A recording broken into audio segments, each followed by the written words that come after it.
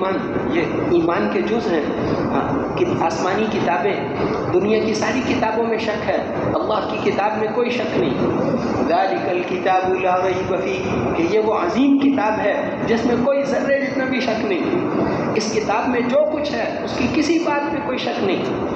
ہاں، جیسے اللہ نے قرآن میں فرمایا جو تقوی اختیار کرے گا، گناہوں سے بچے گا، اس کو ہم وہاں سے روزی دیں گے جہاں سے اس کا وہم و گمان بھی نہیں ہوگا۔ تقوی اختیار کرو، ہم تمہیں پالیں گے۔ اب بتاؤ، ساری دنیا کہے کمانا ضروری ہے، ہم کہیں گے ساری دنیا جھوٹ بولتی ہے، اللہ کہتے ہیں تقوی اختیار کر لو، گناہوں سے بچو، ہم تمہیں وہاں سے روزی دیں گے کہ تم وہم و گمان بھی نہیں ہو، وہم و گمان بھی نہ ہو۔ جیسے صحابی پیشاب کرنے گئے، مقداد بن اسود رضی اللہ عنہ پیشاب کرنے گئے، اب وہاں سے چوہے کی بل پاس تھی، اس نے لا کر سونے کی ایک اشرفی رکھی، دوسری رکھی، تیسری رکھی، سونے کی اشرفیاں۔ سارے جانوروں کے ماہرین بتاتے ہیں کہ چوہے کی عادت یہ ہے کہ ہر چیز کو بل کے اندر لے کر جاتا ہے، کبھی کوئی چیز باہر لے کر نہیں آتا۔ اب وہ صحابی کے پاس سونے کی اشرفیاں لا کر رکھ رہے، 17 اشرفیاں سونے کی۔ ان کی بیوی، حیات صحابہ میں لکھا ہے، ان کی بیوی کہتی تھی کہ وہ اشرفیاں بڑی برکت والی تھیں، سونے کی اشرفیاں ہوتی ہیں نا، ان سے تو خرید و فروخت نہیں ہوتی، تو ہم نے ان اشرفیوں کو دے کر دراہم خرید لیے، دراہم، غرائر، بڑی بڑی بوریاں درہموں کی بھری ہوئی ہمارے گھر میں پڑی ہوتی تھی، اور ہم خرچ کر کے تھک جاتے تھے۔ وہ دینار کوئی ایسی برکت والے دینار تھے کہ وہ ختم ہی نہیں ہوتے تھے، وہ بوریاں ہم خرچ کر کے تھک گئے، ختم ہی نہیں ہوتی تھی۔ اب وہاں سے روزی دیتے جہاں سے وہم و گمان بھی۔ ایسا ہی قصہ ایک محدث کے ساتھ پیش آیا، اس کے 125 سال بعد کی بات، وہ اپنے کمرے میں حدیث لکھ رہے تھے، تو عصر کے بعد اب انہوں نے دیکھا کہ 2 چوہے آپس میں لڑتے جا رہے ہیں۔ ان کو مذاق کا خیال آیا، ان کے پاس ایک پیالہ پڑا تھا، انہوں نے جلدی سے اٹھا کر ان کے اوپر رکھ دیا۔ اب ایک چوہا اس کے نیچے پھنس گیا، دوسرا نکل گیا۔ اب وہ اپنا لکھنا شروع ہو گئے، چپکے دیکھ بھی رہے ہیں کیا کرتے ہیں یہ۔ دوسرا چوہا جا کر تھوڑی دور بیٹھ گیا، انتظار کر رہا ہے میرے ساتھی کو چھوڑ دو، انہوں نے نہیں چھوڑا، تو وہ اپنی بل میں گیا اور سونے کی ایک اشرفی لا کر ان کے پاس رکھی۔ یہ پھر بھی لکھتے رہے، پھر وہ دوسری اشرفی لے کر آیا، تیسری، چوتھی، 5ویں، 10ویں، 15، وہ سونے کی آخر میں خالی تھیلی لے کر آ گئی، ختم ہو گئی۔ ہر اشرفی لانے کے بعد وہ چوہا تھوڑی دیر بیٹھ جاتا، شاید میرے ساتھی کو چھوڑ دیں، 1 منٹ دیکھتا تھا، نہیں چھوڑا، پھر جا کر ایک اشرفی اور لے آتا، آخر میں تھیلی بھی لا کر رکھ دی۔ ان کو ہنسی آ گئی، وہ بزرگ صحابی کہتے میں نے وہ اٹھا دیا، پیالہ اٹھایا اور دونوں چوہے کھیلتے ہوئے چلے گئے۔ وہاں سے اللہ نے روزی دی جہاں سے وہم و گمان بھی نہیں ہے۔ کس کے دل میں ڈالیں گے، کہاں سے روزی دیں گے؟ وَمَن يَتَّقِ اللَّهَ، جو اللہ سے ڈرتا ہے اس کو ہم وہاں سے روزی دیں گے جہاں سے وہم و گمان بھی نہیں ہوگا۔ کہاں سے اللہ روزی دیتے ہیں، اللہ کو پتہ ہے وہ سارے دروازے۔ حضرت مریم جب بھی ان کے پاس زکریا علیہ السلام جاتے تھے تو کلما دخل علیہا زکریا المحراب، جب بھی ان کے پاس وہ جاتے تو وہ بند کمرے میں اب زکریا علیہ السلام بہت حیران ہوتے تھے، بند کمرے میں، کمرہ بند ہے اور ان کے پاس بغیر موسم کے پھل ہیں، سردیوں کے پھل گرمیوں میں اور گرمیوں کے پھل سردیوں میں۔ وہ حیران ہوتے تھے، یہ پھل تو بازار میں بھی نہیں ہے، یہ پھل کیسے آ گیا، اور کمرہ بند ہے، بند کمرے کے اندر کیسے آ گیا، اور گرمیوں کا پھل اس موسم میں کیسے آ گیا۔ پھر وہ اس سے پوچھتے تھے یا مریم انا لکی ھذا، یہ کہاں سے آ گیا، تو وہ فوراً کہتی تھی کہ اللہ کے پاس سے آیا، اللہ جسے چاہتے ہیں وہ روزی دیتے ہیں بغیر حساب کتاب۔ ان پر اتنا اثر ہوا، حالانکہ وہ نبی، لیکن انہوں نے وہیں کھڑے کھڑے دعا کی کہ اللہ اس کو بے موسمے پھل دیے تھے، مجھے بے موسمہ بیٹا دے۔ بہت بوڑھے ہو گئے تھے، دانت باقی نہیں رہے، کچھ بھی نہیں بچا، اللہ نے وہیں پر فرمایا جاؤ ایک بیٹا تمہیں دے دیا، یحییٰ اس کا نام ہوگا، ایک بیٹا دے دیا۔ اب وہ بڑے حیران ہوئے کہ اللہ میں جوان ہو جاؤں گا، بیوی جوان ہو جائے گی، ہم تو بہت بوڑھے ہو گئے ہیں، کہ نہیں ایسے ہی دے دیں گے، بس اللہ نے دے دیے۔ پھر اس کے بعد تو اس لیے اللہ بڑی قدرت والے ہیں۔ ایوب علیہ السلام بیمار، اللہ نے ان کی دعا کرنے پر ان کو چشمہ پانی کا نکالا کہ اس کو اوپر بھی ڈال لو، پی بھی لو، کسی دوائی کے کھانے کی ضرورت ہی نہیں، وہ پانی اوپر ڈالا، پی بھی لیا، 30 سال پہلے جیسے جوان تھے ویسے جوان بن گئے۔ پھر اللہ نے پوچھا وہ جو کچھ ہم نے آپ سے چھین لیا تھا وہی واپس کریں یا اس جیسا اور دے دیں؟ وہ کہ اللہ وہی دے دے۔ اللہ جل شانہ فرماتے ہیں ہم نے وہ بھی دیا اتنا اور بھی دے دیا تاکہ لوگوں کو پتہ چلے کہ اللہ کیسے دیتا ہے۔ وَوَهَبْنَا لَهُ أَهْلَهُ وَمِثْلَهُمْ مَعَهُمْ رَحْمَةً مِنَّا وَذِكْرَىٰ لِأُولِي الْأَلْبَابِ، ہم نے وہ بھی دے دیا اتنا اور بھی دے دیا، اتنا اور بھی دے دیا۔ وہ تو اللہ ہیں، بڑی قدرت والے ہیں، اللہ کو راضی کر لو، اللہ جل شانہ آپ کے حالات کو 1 منٹ میں ٹھیک کر دیں۔ اس کو حالات ٹھیک کرنے میں 1 منٹ بھی نہیں لگتا، وہ جس چیز کا ارادہ کر لیں اسی کا نام وجود ہے بس۔ تو کتابوں پر یقین، اللہ کی کتاب میں جو کچھ ہے وہ حق ہے۔ پھر اس کے بعد وَكُتُبِهِ وَرُسُلِهِ، رسولوں پر یقین۔ رسولوں پر یقین کا کیا مطلب ہے کہ شخصیتیں جو اتباع کے قابل ہیں وہ صرف انبیاء علیہم الصلوات و تسلیمات۔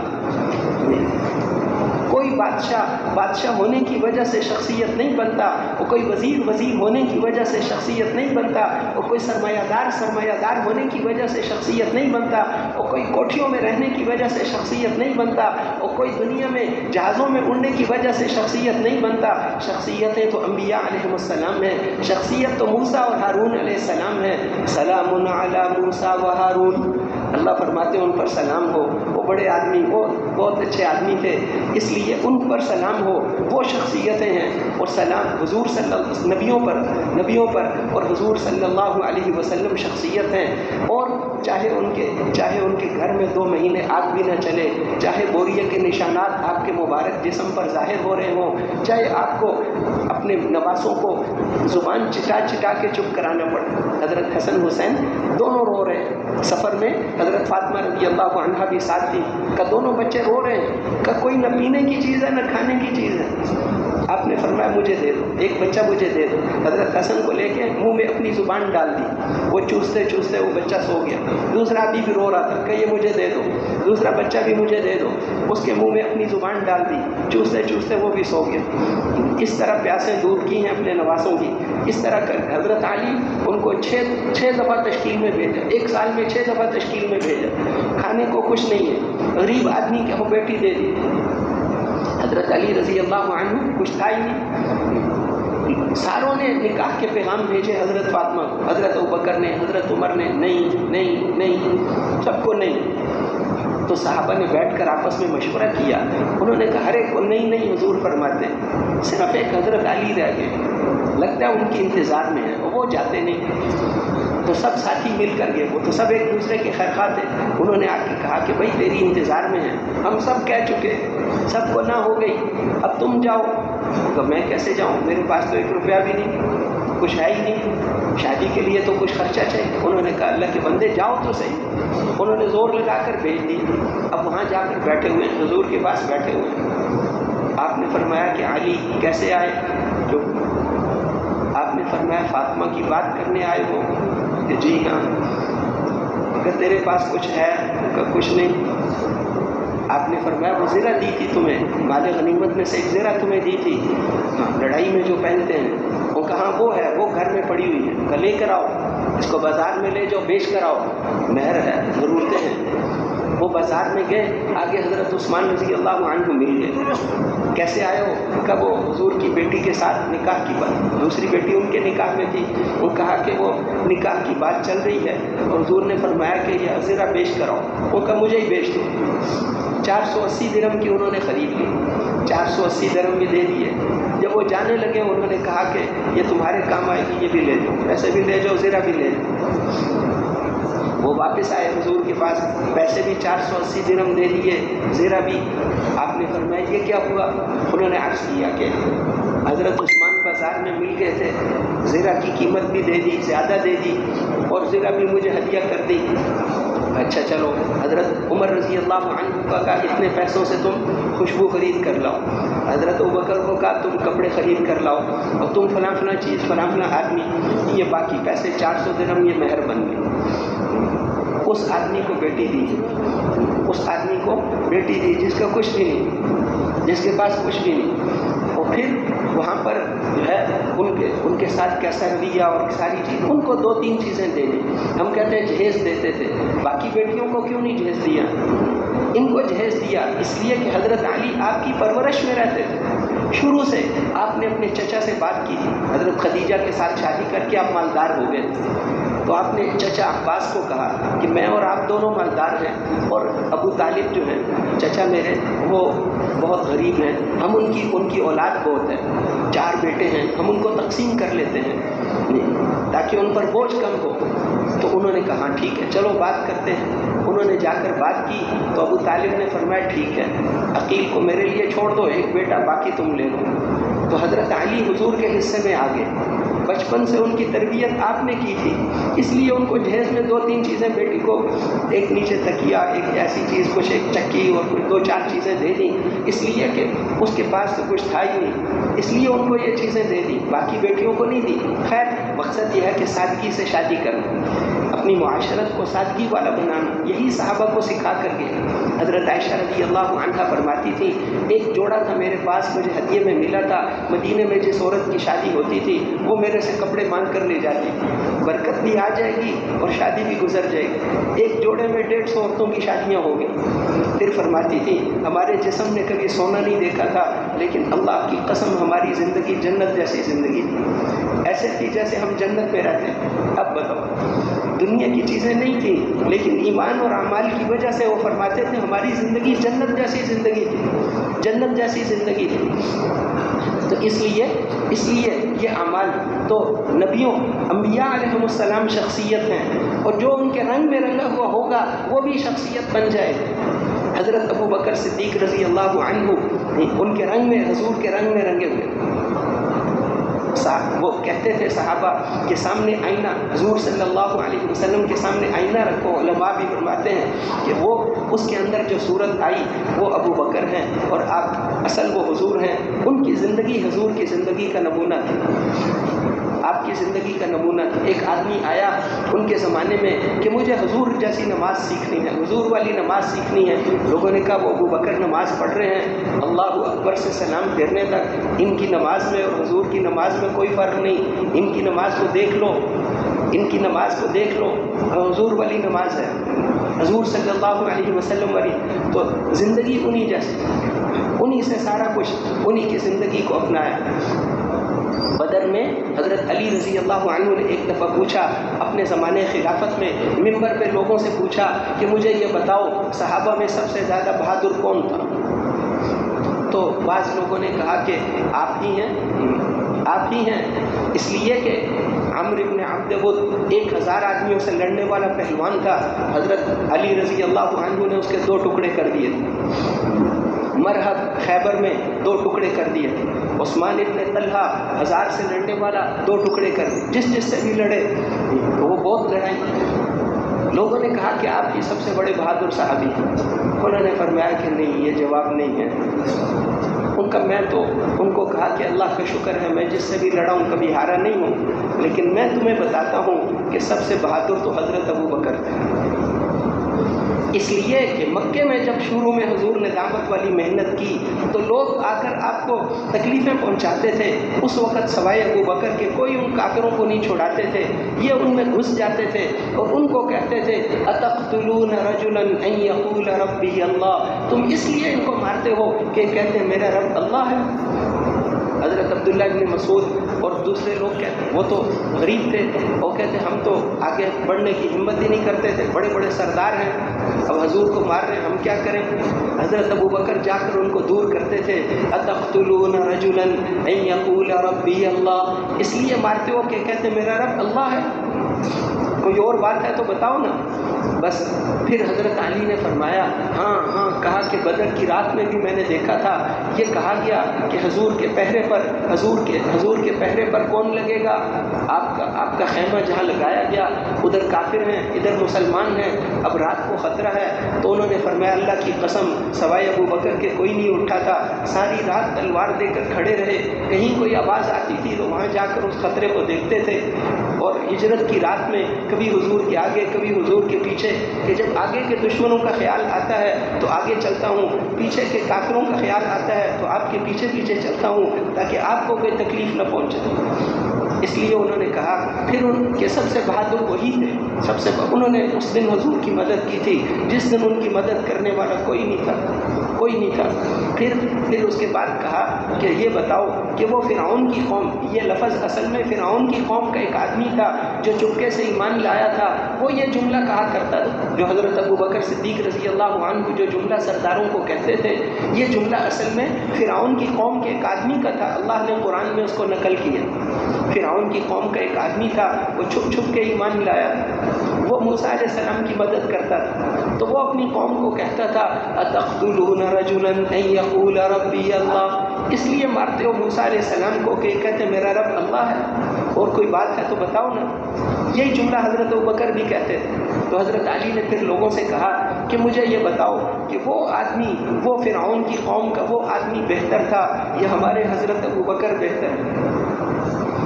حضرت علی جب سنا رہے تھے تو روایت وہ بھی رو رہے تھے صحابہ۔ پھر حضرت علی نے فرمایا کہ میں تمہیں بتاتا ہوں اللہ کی قسم، اس فرعون کی قوم کے آدمی سے اگر ساری دنیا بھی اس جیسوں سے بھر جائے ہمارے حضرت ابوبکر کے برابر نہیں ہو سکتا۔ اس نے تو ایمان چھپا کر رکھا، اس نے اپنا ایمان چھپا کر رکھا، انہوں نے چھپایا نہیں، انہوں نے پہلے دن سے ماریں کھائیں، ایسی ماریں کھائیں کہ ناک منہ برابر ہو جاتے تھے۔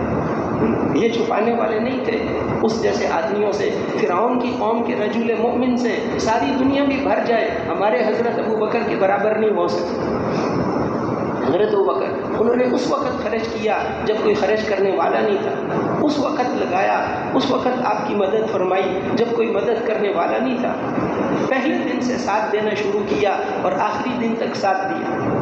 حضرت ابوبکر کی جو وفات بھی ہوئی آپ کے جانے کے، دنیا سے جانے کے 2-2.5 سال بعد، تو علماء نے لکھا ہے کہ ان کی وفات کا سب سے بڑا سبب حضور کی جدائی کو برداشت نہ کرنا تھا۔ ظاہری طور پر اس وقت آپ ٹھیک تھے، حضور کی وفات پر سب کا برا حال تھا، صرف ایک آدمی صحیح کیفیت میں تھا، صرف ایک آدمی اس دن ٹھیک تھا، اور وہ حضرت ابوبکر رضی اللہ عنہ، تاکہ امت کو سنبھال سکے۔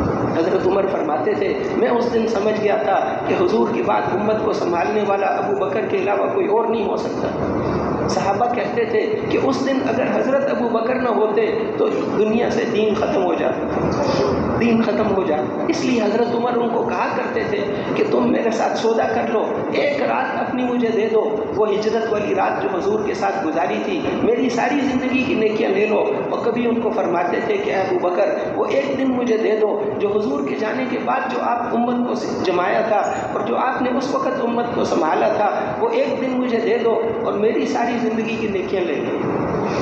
میں سمجھتا، وہ کہتے تھے میں سمجھ گیا تھا اس دن ابو بکر کے علاوہ کوئی امت کو نہیں سنبھال سکتا تھا۔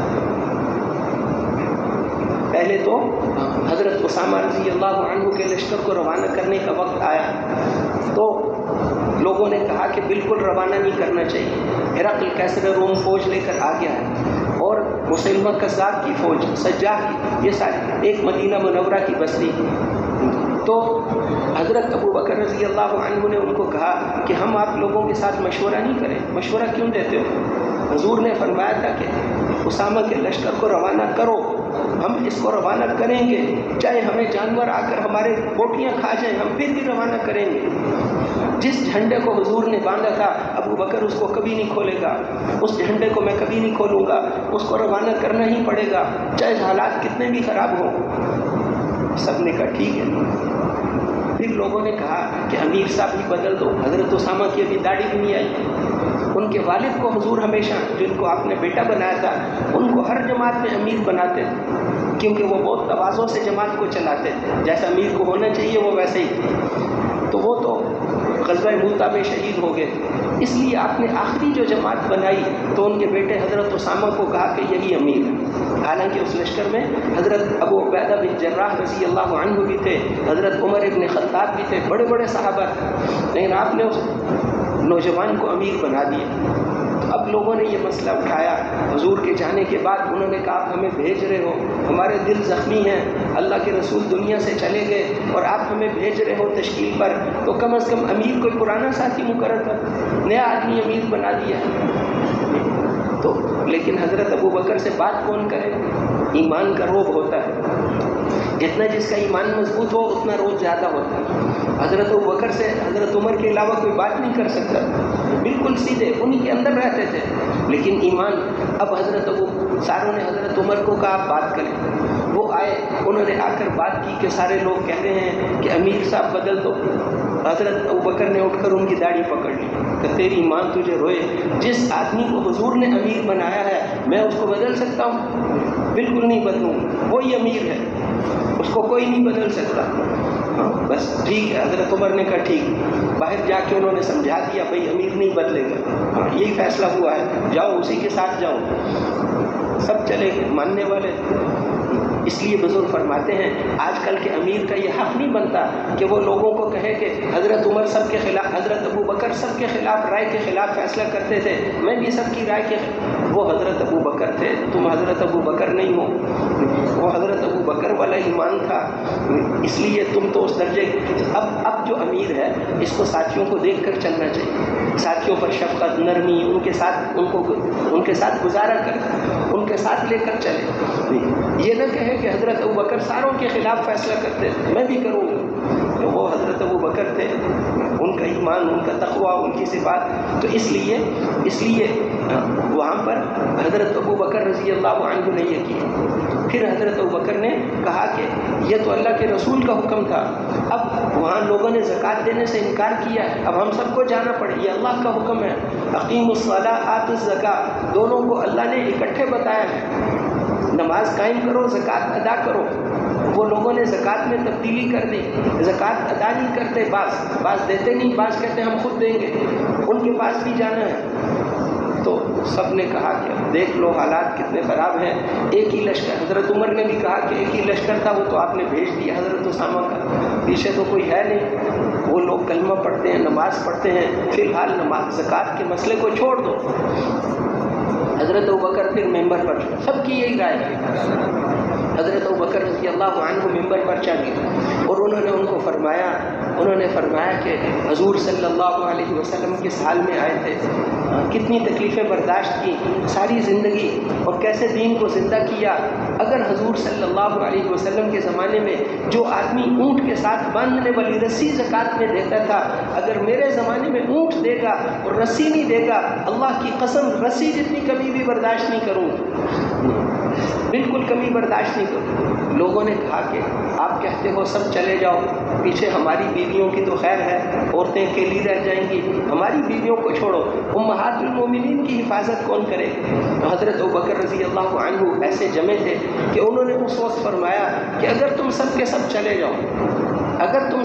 جاؤ تو دشمن آ جائے اور امہات المومنین کو شہید کر دے اور ان کے جسم کو سنبھالنے والا کوئی نہ ہو، اور جنگل کے جانور آ کر امہات المومنین کے جسموں کو مدینے کی گلیوں میں گھسیٹتے رہیں، یہ تو برداشت کریں گے، لیکن دین مٹ جائے اور ہم یہاں رہیں یہ برداشت نہیں کریں۔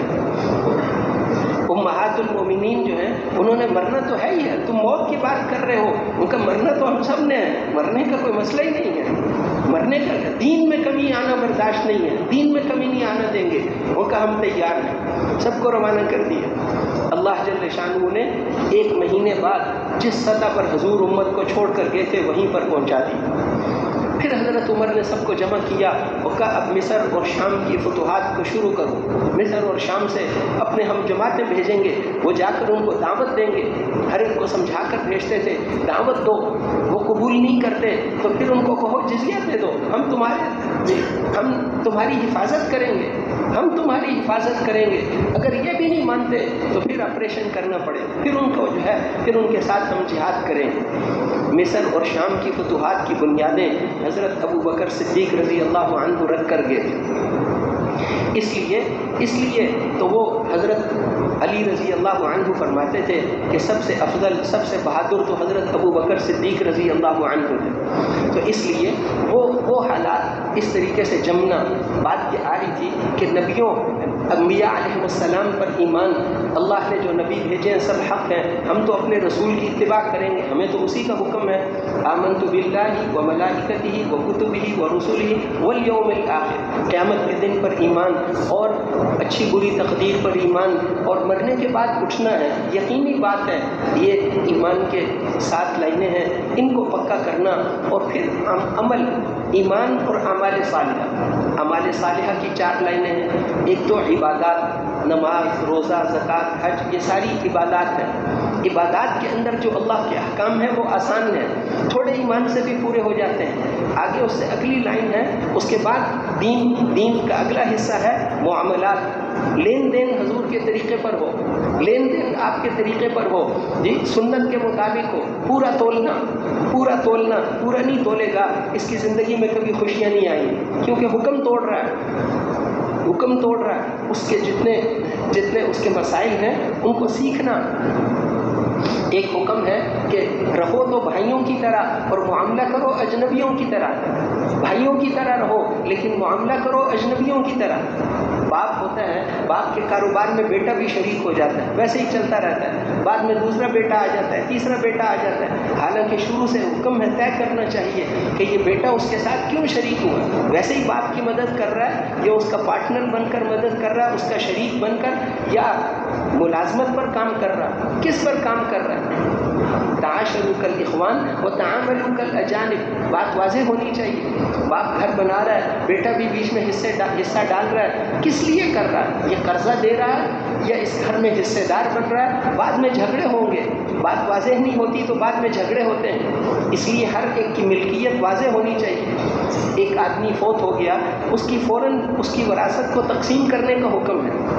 اب ان کو کہو کہ وراثت تقسیم کرو تو کہتے ہیں ابھی اس کا کفن میلا بھی نہیں ہوا، تمہیں وراثت کی پڑی ہوئی، ویسے ہی چلتے رہتے ہیں، اللہ کا حکم توڑ رہے ہیں۔ یہ لا علمی کی وجہ سے ہوتا ہے۔ وہ تو ہر ایک کو اس کا حصہ دے دو، بہنوں کو اس کا حصہ دے دو، ہر ایک کو اس کا حصہ دے دو، عورتوں کے جن کا حصہ بنتا ہے، مردوں میں جس کا حصہ بنتا ہے، ان سب کو اس کا حصہ دے دو۔ اس کا حصہ اتنا دینا تو فرض ہے۔ دنیا تو حقوق کی ادائیگی کی جگہ ہے، لوگوں کے حقوق کو پہچاننا، اتنا علم سیکھنا کہ میرے اوپر کیا کیا ذمہ داریاں ہیں، کیا کیا حقوق ہیں، پڑوسیوں کا کیا حق ہے، ماں باپ کا کیا حق ہے، رشتہ داروں کے کیا حقوق ہیں، ان حقوق کو سیکھنا اور پھر ان کو ادا کرنا، ورنہ حقوق ادا نہیں کیے تو پھر پکڑ ہوگی بڑی سخت۔ شہید کو بھی قرضہ معاف نہیں ہوگا، قرضہ لے لیا واپس نہیں کرتا تو شہید کو بھی معاف نہیں ہوگا۔ اس لیے قیامت کے دن قرضہ تو آدمی اور جنت کے درمیان حائل ہو جاتا ہے، اس لیے قرضے کو قرضہ سخت مجبوری میں لینا چاہیے اور اس کو پھر پہلی فرصت میں ادا کرنا چاہیے۔ سنت ہے قرضہ لینا، تو جہاں اللہ کے راستے میں نکلنے کے لیے لینا پڑے تو لے سکتے ہیں، لیکن پھر ادا کرنے کا جذبہ ہو، یہ نہیں کہ قبضہ ہی کر لیا، اگلے سفر میں تشکیل کرا لی، پچھلا قرضہ بھی نہیں دیا تو اس پر تو پکڑ ہوگی، اس پر اس کا مال جتنے دن اس نے وعدہ کیا تھا اتنے دن میں اس کا مال واپس کرے، ورنہ استعمال کرے گا تو یہ حرام استعمال کر رہے ہیں۔ اسی طرح جو ہے ہر چیز کے اندر ملکیت واضح ہو، میاں بیوی کی ملکیت، گھر کی کس چیز میں کس کی ملکیت، عورت کو جو زیور دیے ہیں وہ کس کی ملکیت ہے، یہ سامان ہے، باقی گھر کا سامان یہ کس کی ملکیت ہے۔ بعد میں جھگڑے ہوں گے، بھائیوں کے جھگڑے ہوں گے، کوئی کہے گا تم نے اپنے بیٹے کی شادی میں زیادہ خرچ کیا، اس نے اپنے بیٹے کی شادی میں کم خرچ کیا، بعد میں ایک دوسرے کی شکل بھی نہیں دیکھیں۔ اب تو ان کو کہو کہ حساب کتاب رکھو، تو کہتے بھائیوں میں کیا حساب ہوتا ہے، بعد میں لڑائیاں ہوں گی۔ اس لیے فرمایا کہ معاملہ کرو اجنبیوں کی طرح اور رہو بھائیوں کی طرح۔ اسی طرح جتنے بھی احکامات ہیں ان کو پورا کرنا، لوگوں کے ساتھ اچھے اخلاق سے پیش آنا، ہر ایک کے ساتھ اچھے اخلاق سے پیش آنا، پھر یہ بھی اللہ کے قرب کا ذریعہ بنے۔ لوگوں میں سب سے بہترین انسان وہ ہے جو لوگوں کو نفع پہنچائے، لوگوں کو اپنی بیوی سے اچھا سلوک کرے۔ لوگوں میں سب سے بہترین وہ ہے جو لوگوں کو قرآن پڑھائے، قرآن تم میں سے جو سب سے زیادہ قرآن جو سیکھے اور دوسروں کو سکھائے۔ سب سے اچھا کے بعد ہمیشہ وہ چیز آتی ہے جس میں لوگوں کا فائدہ ہوتا ہے، تو اس لیے جو ہے وہ لوگوں کے ساتھ اچھا سلوک بھی ہو، اور پھر یہ سارے کے سارے اعمال قبول تب ہوں گے جب نیت صحیح ہو، بیچ میں اپنی اغراض نہ ہو۔ ایک آدمی دین پر چلتا ہے لیکن اس کی اپنی غرضیں ہیں، وقت دے رہا ہے لیکن اس کی غرض یہ مجھے گھر مل جائے، مجھے سامان مل جائے، مجھے سواری مل جائے، تو یہ ساری غرضیں اس کے لیے رکاوٹ بن جائیں گی۔ اس لیے اپنی دنیا کو قربان کرے گا، پھر اس کی محنت اللہ کے لیے ہوگی، پھر اخلاص آئے گا۔ دنیا میں ہمیں کچھ نہیں چاہیے، بہت تھوڑی دنیا ہے، دنیا کی زندگی تو اتنی مختصر ہے، دنیا والوں سے کچھ نہیں لینا، اس کا بدلہ تو ہم اللہ سے لیں گے۔ دنیا میں زیادہ مل گیا تو آخرت میں کم ہو جائے گا. المکسبون هم المقلون یوم القیامہ، دنیا میں زیادہ والے یہ آخرت میں تھوڑے والے ہوں گے. دنیا میں نہیں چاہیے ہمیں جو کچھ بھی، ہمیں ٹوٹی کوڑی بھی نہیں چاہیے، کوئی ہمیں شکریہ کہے وہ بھی نہیں چاہیے. ہم جو کچھ کر رہے ہیں اس کا بدلہ اللہ سے لیں گے. ہم مزدور ہیں، اس مزدوری کا بدلہ اللہ سے لینا ہے. سارے نبیوں کی ایک مشترک آواز تھی، وما اسألکم علیہ من اجر ان اجری الا علی رب العالمین. میں جو تم پر محنت کرتا ہوں میں اس کا کوئی بدلہ تم سے نہیں لینا چاہتا، اس کا بدلہ تو میں ضرور لوں گا، اللہ رب العالمین سے لوں گا. اللہ سے لیں گے تو ختم نہیں ہوگا، انسانوں سے لیں گے تو ختم ہو جائے گا. ما عندکم ينفد وما عند اللہ باق. جو کچھ اللہ کے پاس ہے وہ ہمیشہ باقی رہنے والی نعمتیں ہیں، اور جو تمہارے پاس ہے یہ سب فانی سامان ہے. انسانوں کے پاس جو کچھ ہے سب فانی چیزیں ہیں، اور اللہ کے پاس جو کچھ ہے وہ سب ہمیشہ باقی رہنے والی چیزیں ہیں. اس لیے اللہ سے لینا ہے، اخلاص کے ساتھ کام کرنا ہے، اور قربانیاں کرنا جیسے ان صحابہ نے، ان حضرات نے قربانیاں کی. اللہ کی وہ مدد اور نصرت صرف صحابہ کے ساتھ نہیں تھی، بات بھی چلتی رہی. 3 طالب علموں کا قصہ آتا ہے قرآن پاک، وہ اس میں احادیث روایتوں میں، تاریخ کی کتابوں میں، کہ حسن بن سفیان، ایک طالب علم تھا حسن بن سفیان، اور اس کے 2 ساتھی تھے. وہ ملک مصر میں گئے حدیثیں سیکھنے کے لیے، اور وہاں پر جا کر ان کے جو پیسے، تھوڑی بہت تجارت بھی کرتے تھے، وہاں جا کر اس کو خرچ بھی کریں گے، حدیثیں بھی پڑھیں گے. اب وہاں پر پڑھتے پڑھتے ان کا خرچہ ختم ہو گیا، اب حدیث چھوڑ کر جا بھی نہیں سکتے، تو کیا کریں. کئی دن کا فاقہ گزر گیا تینوں ساتھیوں پر. اب انہوں نے کہا کہ اب تو اتنے دن کا فاقہ گزر گیا ہے، اب تو مانگنا ہی ہے. مانگے کون؟ مانگنا بہت بڑا عیب تھا. کوئی ساتھی تیار نہیں مانگنے کے لیے، کوئی تیار نہیں. ان کا قرعہ ڈالیں گے. قرعے میں حسن بن سفیان کا نام نکلا. 3 نوجوان تھے ساتھی. حدیث پڑھتے پڑھتے جب بھوک آ گئی، کئی دن گزر گئے، اب اس کا نام نکلا کہ یہ جا کر مانگے. اب تو سوال کرنا بھی جائز ہو گیا ہے، اتنے دن کا فاقہ ہے. اب کس سے سوال کرو؟ اس نے جا کر ایک ویران مسجد دیکھی، وہاں نفلوں پہ نفل نماز. اے اللہ کیسے مانگوں، مجھے بہت شرم آتی ہے، آپ سے ہی مانگتا ہوں. ابن طولون اس وقت مصر کا بادشاہ تھا. اس نے رات کو وزیر کو بلایا، اور اس کو بلا کر اس کا بادشاہ کا خون نکل رہا تھا. اس نے کہا کیا ہوا؟ اس نے کہا ایک آدمی، بہت بڑا آدمی تھا، مجھے ایسے لگتا تھا جیسے آسمان زمین کے درمیان، اس کے پاس ایک نیزہ تھا. اس نے مجھے پہلے کہا کہ ادرک الحسن بن سفیان و اصحابہ قبل ان یموتوا. حسن بن سفیان اور اس کے دونوں ساتھیوں کو مرنے سے پہلے جا کر ان کو کچھ کھانا پہنچاؤ. میں حیران، کون حسن بن سفیان اور کون نہیں.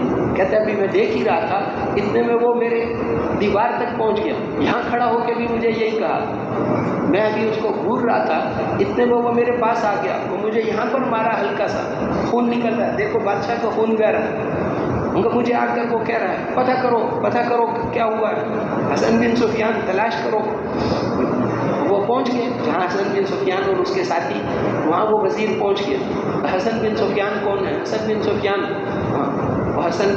اس نے کہا میں ہی ہوں. طالب علم تھے. اس نے کہا کہ یہ اتنے 1000 درہم ہیں، یہ بادشاہ نے بھیجے ہیں اور یہ کھانا ہے، یہ تو تم کھا لو، اور بادشاہ صبح خود آئے. تمہاری پڑھائی کا بندوبست کرنے کے لیے بادشاہ صبح خود آئے. ایسی نماز پڑھی کہ اس کو بادشاہ کو سوتے ہوئے اللہ نے اٹھا دیا.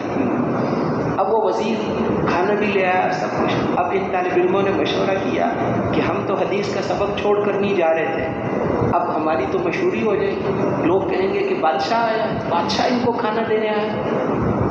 اب راتوں رات بھاگ گئے، مصر چھوڑ کے بھاگ گئے. مشہوری سے تو اللہ ہمیں بچائے، وہ مشہور تو ہونا نہیں چاہتے تھے. رات کو ہی وہ بھاگ گئے، مصر چھوڑ کر چلے گئے. صبح کو بادشاہ آیا، اس نے پتہ کیا کہاں ہیں، بہت تلاش کیا نہیں ملے. پورے شہر کو چھان مارو، دروازوں کو چیک کرو، ہر جگہ پہ کوئی نہیں ملے. تو بادشاہ نے کہا کہ اچھا لگتا ہے وہ مشہور نہ ہو جائے، اس ڈر سے بھاگ گئے. جو خزانہ میں لے کر آیا تھا ان کو دینے کے لیے، اب وہ خزانہ میں واپس نہیں کروں گا، اس کا مدرسہ بنا دو. ایک بازار اس نے خریدا، اس پورے بازار کو مدرسہ بنا دیا۔ دوسرا بازار خریدا کہ اس کی آمدنی ساری اس مدرسے پر خرچ ہوگی۔ وہ مصر کا پہلا مدرسہ تھا، جامعہ ابن طولون، آج کل جو جامع ازہر کے نام سے، جامع ازہر یہ اس بادشاہ نے ابن طولون نے بنایا تھا، اور امام طحاوی اور بڑے بڑے لوگوں نے اس مدرسے میں پڑھا۔ اس مدرسے میں وہ مدرسہ جو ان دعاؤں کی بنیاد پر بنا تھا، اس دعا کی بنیاد تو اللہ آج بھی کرتے ہیں۔ ہمارے اللہ آج بھی اسی طاقت والے ہیں، جیسے حضور ہمارے اللہ جس طاقت اور قدرت کے ساتھ حضرت نوح علیہ السلام کے زمانے میں تھے، اور جس طاقت اور قدرت کے ساتھ حضرت ابراہیم علیہ السلام کے زمانے میں تھے، اور ہمارے اللہ جس طاقت اور قدرت کے ساتھ حضرت موسیٰ علیہ السلام کے زمانے میں تھے، اور جس طاقت اور قدرت کے ساتھ حضرت عیسیٰ علیہ السلام کے زمانے میں تھے، اور ہمارے اللہ جس طاقت اور قدرت کے ساتھ حضرت محمد الرسول اللہ صلی اللہ علیہ وسلم کے زمانے میں تھے، جس طاقت اور قدرت کے ساتھ بدر والے دن تھے، ہمارے اللہ آج بھی اسی طاقت اور قدرت کے ساتھ ہیں۔ ہمارے اللہ نعوذ باللہ بوڑھے نہیں ہوتے، کمزور نہیں ہوتے، اس کی طاقت میں کوئی کمی نہیں آتی، وہ آج بھی اسی طاقت اور قدرت کے ساتھ ہیں۔ اللہ کے وعدے کبھی تبدیل نہیں ہوتے، جیسے نمک کی تاثیر نہیں بدلی، اللہ کے وعدے کیسے بدل سکتے ہیں؟ آج بھی اللہ نے ہمیں وہ سارے اسباب دیے ہیں جو صحابہ کرام کو دیے تھے۔ اگر ہم بھی ایمان اور اعمال، ایمان کو پکا کریں گے اور اعمال پر محنت کریں گے تو وہ نتیجہ حضور صلی اللہ علیہ وسلم والی محنت کو کریں گے، تو جس زمانے میں بھی حضور والی محنت آپ والے طریقے پر ہوگی، اللہ وہی نتیجہ نکالیں گے جو حضور صلی اللہ علیہ وسلم کے زمانے میں نکالا تھا۔ وہ نتیجہ کیا تھا؟ اذا جاء نصر اللہ والفتح، اللہ کی مدد آ گئی، مکہ فتح ہو گیا، ورأیت الناس يدخلون فی دین اللہ افواجا، آپ دیکھ رہے ہیں کہ لوگ فوج در فوج دین اسلام میں داخل ہو رہے ہیں، تو اب آپ پھر اللہ کی تسبیح کرو، استغفار شروع کر دو، استغفار شروع کر دو۔ اس صورت میں آپ کی وفات کی خبر تھی، سب سے آخری صورت یہی نازل ہوئی، سب سے آخری صورت استغفار، آخر میں استغفار ہمیں سکھانے کے لیے بتا رہے ہیں۔ تو اس لیے جس زمانے میں بھی حضور والی محنت کو آپ والے طریقے سے کریں گے، اللہ وہی نتیجہ نکالیں گے جو حضور کے زمانے میں نکالا تھا۔ اس لیے کہ ایٹم بم اور تلوار میں تو فرق ہو سکتا ہے، لیکن اللہ کے سامنے یہ دونوں چیزیں برابر ہیں۔ جیسے تلوار کچھ نہیں کر سکتی اللہ کے حکم کے بغیر، ایسے بڑے سے بڑا ایٹم بم بھی کچھ نہیں کر سکتا۔ ساری اللہ جل شانہ اس کو حکم دے کہ ایٹم بم تو ایک دن کے جیسا بن جا اور کسی انسان کو تکلیف نہ دے، تو وہ بم پھر کوئی نقصان نہیں پہنچائے گا۔ ایٹم بم سے وہ نہیں ہوگا جو بنانے والے چاہتے ہیں، اس سے وہ ہوگا جو اللہ چاہتے ہیں۔ کوئی فوجی حکومت ہمارے حالات ٹھیک نہیں کر سکتی، کوئی سول حکومت حالات ٹھیک نہیں کر سکتی، حالات تو اللہ ٹھیک کرتے ہیں۔ کن اعمال پر کرتے ہیں وہ اعمال بتائیں، ایمان اور اعمال صالحہ پر اور اس دین کی محنت پر اللہ جل شانہ کی مدد اور نصرت ساتھ ہوتی۔ حضور صلی اللہ علیہ وسلم کی ختم نبوت کی وجہ سے وہ کام اس امت کے ذمے ہے، یہ میری اور آپ کی ذمہ داری ہے۔ اللہ نے وہ ذمہ داری ہمیں دی، جو ذمہ داری نبیوں کو دے کر بھیجا کرتے تھے، ختم نبوت کی وجہ سے وہ کام اللہ نے اس امت کے ذمے لگایا ہے۔ وَكَذَلِكَ جَعَلْنَاكُمْ أُمَّةً وَسَطًا لِتَكُونُوا شُهَدَاءَ عَلَى النَّاسِ وَيَكُونَ الرَّسُولُ عَلَيْكُمْ شَهِيدًا، ہم نے تمہاری امت کو ساری امتوں میں سے افضل امت بنایا ہے تاکہ تم قیامت کے دن لوگوں کے گواہ بنو اور حضرت محمد صلی اللہ علیہ وسلم تمہارے گواہ بنے۔